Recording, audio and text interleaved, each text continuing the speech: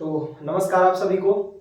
हमने जो है संविधान की लगभग 4 से 5 कक्षाओं को जो है पूरा कर लिया है, जिसमें हमने संविधान का अर्थ, राज्य व्यवस्था का अर्थ, साथ में जो है हमने एक मूल ढांचे का जो सिद्धांत और संविधानवाद, और साथ में वेरियस इंस्टीट्यूशन, विभिन्न प्रकार की जो क्या है संस्थाएं हैं, इन सब सारी चीज़ों के बारे में जो है हमने धीरे धीरे करके एक एक क्लास में और छोटे छोटे वीडियो के माध्यम से जो है हमने समझ लिया है। आज जो है अपन संविधान की व्याख्या करने वाले विषयों के बारे में अध्ययन करने वाले हैं, जो कि कॉन्स्टिट्यूशन का अच्छे तरीके से क्या करते हैं, एक्सप्लेनेशन करते हैं, जिसको अपन आसान भाषा में यदि कहें तो उसको कहना होगा संविधान का निर्वचन, जिसको इंग्लिश में अपन कहेंगे इंटरप्रिटेशन ऑफ कॉन्स्टिट्यूशन। एक बार फिर से अपनी बात को मैं दोहरा रहा हूं, संविधान का निर्वचन या तो इंटरप्रिटेशन ऑफ क्या, कॉन्स्टिट्यूशन। मतलब पूरे संविधान की व्याख्या करने के लिए हम किन किन विषयों की सहायता लेंगे, किन किन सब्जेक्ट्स का हम हेल्प लेंगे, आज जो है अपन उसको देखने वाले हैं। यदि और आसान भाषा में इसको यदि मैं तोड़ के आपको बताना चाहूं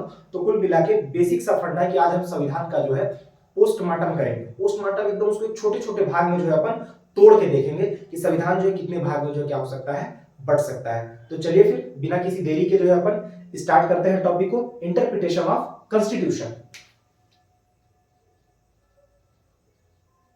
आज का हमारा टॉपिक है संविधान का निर्वचन, जिसको अपन अंग्रेजी में कहते हैं interpretation of constitution. Interpretation of constitution, ठीक है। तो अपन जो इसको एक एक करके जो है बांटना चालू करते हैं। सबसे पहले कॉन्स्टिट्यूशन में आपका क्या आता है, भाग। क्या आता है आपका, भाग, जिसको अपन इंग्लिश में क्या कहते हैं, पार्ट। समझ पा रहे हैं? भाग के नीचे आपका होता है अध्याय। समझ पा रहे हैं बात को? अध्याय को अपन इंग्लिश में क्या कहते हैं, चैप्टर, ठीक है। अध्याय के बाद जो है आपका आता है अनुच्छेद, जिसको अपन इंग्लिश में क्या कहते हैं, आर्टिकल, ठीक बात है। उसके बाद हमारा आता है खंड, जिसको अपन इंग्लिश में क्या कहते हैं, क्लॉज, ठीक है। और अंतिम जो रूप है उसको अपन क्या कहते हैं, उपखंड, जिसको अपन अंग्रेजी में क्या कहते हैं बेटा, सब क्लॉज, ठीक है। फिर से रिपीट कर रहा हूं, संविधान का निर्वचन, इंटरप्रिटेशन ऑफ कॉन्स्टिट्यूशन, जिसमें सबसे बड़ा पार्ट क्या है, जिसको अपन खुद भाग ही कह रहे हैं। उसके पश्चात अध्याय, जिसको अपन चैप्टर कह रहे हैं। उसके बाद अनुच्छेद या आर्टिकल। उसके बाद आपका खंड, जिसको अपन क्लॉज कह रहे हैं। और उसके बाद आपका उपखंड है, जिसको अपन क्या कह रहे हैं, सब क्लॉज। अगर इसको मैं मतलब डायग्राम में अगर समझाना हो तो मैं आपको इसको किस प्रकार से समझाऊंगा, उसको आप जो एक बार देख लीजिए। सबसे बड़ा वाला जो गोला है, ये सबसे बड़ा वाला जो गोला है, ये सबसे बड़ा वाला गोला किसको बताएगा, आपका भाग को बताएगा, मतलब किसको बताएगा, पार्ट को बताएगा। उसके जो अंदर वाला जो गोला है, ये किसको बताएगा, आपका अध्याय को बताएगा, जिसको अपन क्या कहते हैं, चैप्टर कहते हैं, ठीक है। इसके अंदर वाला जो गोला है, इसको अपन सामान्य भाषा में वेन डायग्राम कहते हैं, ठीक है। इसके अंदर वाला जो गोला है, इसको अपन क्या कहते हैं, अनुच्छेद कहते हैं, ठीक बात है। और इसके अंदर वाला जो गोला है, उसको अपन क्या कहेंगे, खंड कहेंगे, क्लॉज कहेंगे, ठीक है। और इसके अंदर वाला जो गोला है, अपन इसको क्या कहेंगे, उपखंड कहेंगे, सब क्लॉज कहेंगे, ठीक है। तो ये जो है आपके सामने जो है मैंने रख दिया संविधान का निर्वचन, इंटरप्रिटेशन ऑफ क्या, कॉन्स्टिट्यूशन, ठीक है। एक इसमें और चीज जो छूट रही है वो आपकी होती है अनुसूची। इसका नाम जो है आपने बार बार सुना होगा, अनुसूची। इसको इंग्लिश में अपन कहते हैं शेड्यूल। क्या कहते हैं इसको, शेड्यूल। अनुसूची या शेड्यूल क्या होता है समझिए। ये संविधान के अंत में, कॉन्स्टिट्यूशन के लास्ट में विषयों की दी गई सूची होती है, सब्जेक्ट की, जो भी मुद्दे रहते हैं, जो भी सब्जेक्ट रहते हैं, जो भी विषय रहते हैं। फिर से रिपीट कर रहा हूं अपनी बात को, अनुसूची जो है संविधान के अंत में विषयों की वह सूची होती है जो कि कॉन्स्टिट्यूशन के, संविधान के किसी प्रावधान की व्याख्या करती है।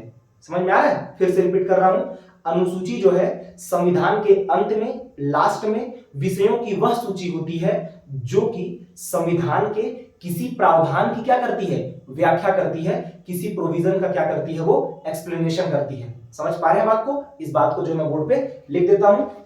तो संविधान के अंत में, संविधान के अंत में दी गई, संविधान के अंत में दी गई विषयों की वह सूची, विषयों की वह सूची जो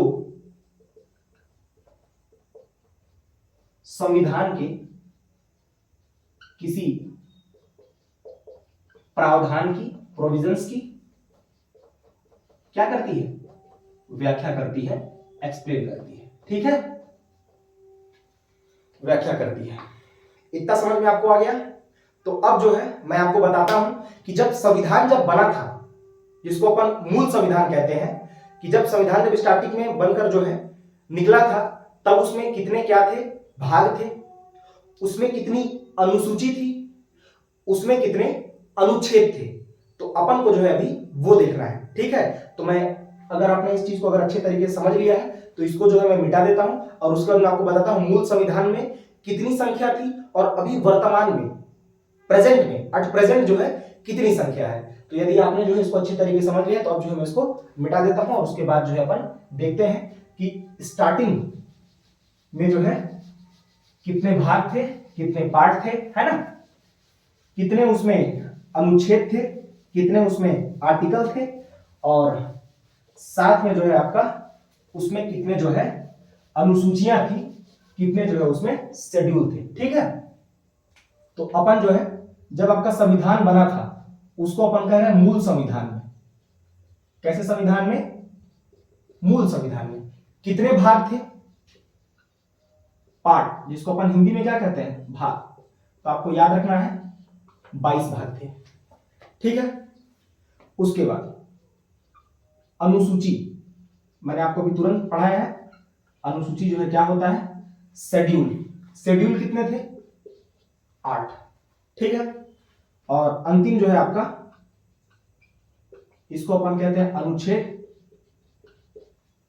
आर्टिकल। ये आपके कितने थे? 395। ठीक है, ये था मूल संविधान का बात। वर्तमान में कितने हैं इसके डाटा को भी जो है अपन देख लेते हैं, है ना। तो इसको जो है आपको ध्यान पे रखना है, काम की चीजें हैं ये सब। वर्तमान संविधान में, वर्तमान संविधान में, ठीक है, वर्तमान संविधान में जो है आपका पार्ट, जिसको अपन भाग कहते हैं, ये आपका कितना हो चुका है? 25। ठीक है, अनुसूची, जिसको अपन इंग्लिश में क्या करें, बार बार मैं जो है अंग्रेजी का टर्म लिख रहा हूं ताकि जो है आपको आसान तरीके से सारी चीजें जो है याद हो जाए। अनुसूची जो है आपका ये कितना हो चुका है? 12। ठीक है, और अंतिम जो है आपका क्या है? अनुच्छेद, जिसको अपन अंग्रेजी में क्या कहते हैं? आर्टिकल। और ये जो है आपका कितना हो चुका है? 465। तो ये वर्तमान का परिदृश्य है, प्रेजेंट का जो सिनेरियो है। ठीक है, तो मूल संविधान में फिर से एक बार दोहरा लेते हैं फटाफट। पार्ट कितने थे? 22। अनुसूचियां कितनी थी? 8। अनुच्छेद कितने थे? 395। याद हो जाए तो बहुत अच्छी बात है। वर्तमान संविधान में कितने हैं? 25 भाग हैं। शेड्यूल कितने हैं? 12। और आपका अनुच्छेद कितना है? 465। तो ये कुल मिला के जो है संविधान का निर्वचन था, इंटरप्रिटेशन ऑफ क्या था? कॉन्स्टिट्यूशन। उम्मीद करता हूं कि आपको ये सारी चीजें जो है बिल्कुल अच्छे से समझ में आ चुकी है। और इसके बाद का जो टॉपिक है मैं आपको जो है अगले क्लास में समझाऊंगा। तब तक के लिए जो है धन्यवाद।